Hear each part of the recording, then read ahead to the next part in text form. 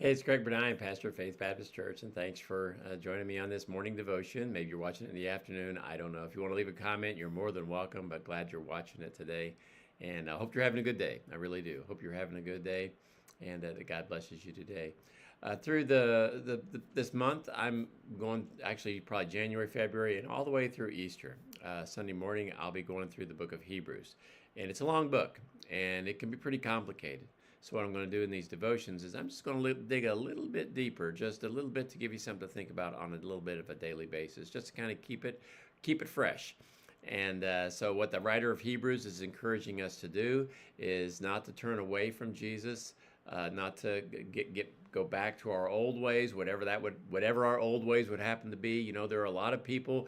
We probably have people in our own lives, and maybe you were at one time one of those where you became a Christian, and then you kind of slipped, and then you had to get your heart right, and then you kind of slipped.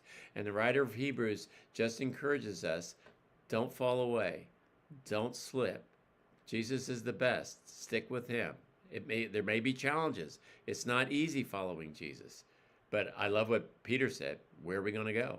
Yeah, and that's a good question. Where are we going to go? And so this whole book is just an encouragement for us to stay close to Jesus. And this first chapter gives us some reasons why. And one of those is because Jesus is greater than all the angels. Angels are wonderful beings. They're a little bit on the mysterious side, but they're wonderful beings that God has created. In fact, they're created to be able to help humanity. They're messengers of God, but they do have their limits. And one of the limits is they're not God, and Jesus is. And so this is what it says in Hebrews chapter 1, verse 10 through 12. And the writer says this about Jesus. It says, "And thou, Lord, in the beginning laid the foundation of the earth, and the heavens are the work of thine hands." Jesus created everything. In the beginning, he was there. As God, he created everything. But it says in verse 11, "They shall perish, but thou remainest." Everything God made wears out. In fact, it says, "They shall wax old as doth the garment." You ever gotten a brand new outfit? Brand new shirt, brand new pair of pants, skirt, whatever it is you wear, brand new pair of shoes, a coat, whatever it is you get, eventually it wears out. It gets old.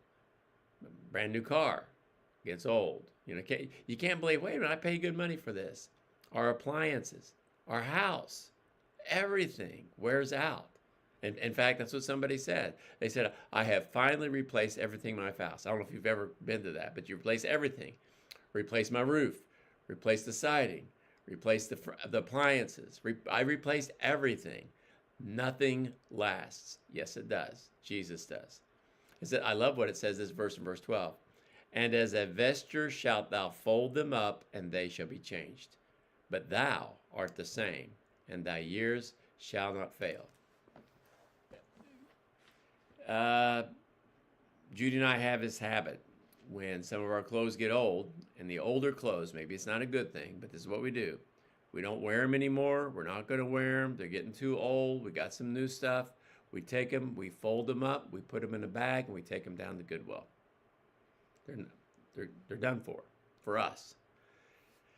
Everything that you see around you one day is going to be gone. God's going to make a new one. As a matter of fact, the book of Revelation says that God's going to make a new heaven and a new earth, because the former heaven and the former earth are going to pass away. Everything was made to be dissolved eventually. Only one thing is eternal, and that is God. Everything that we rely on eventually changes, except Jesus. Everything. And so don't anchor your life on something that wears out. Anchor it on the one who endures.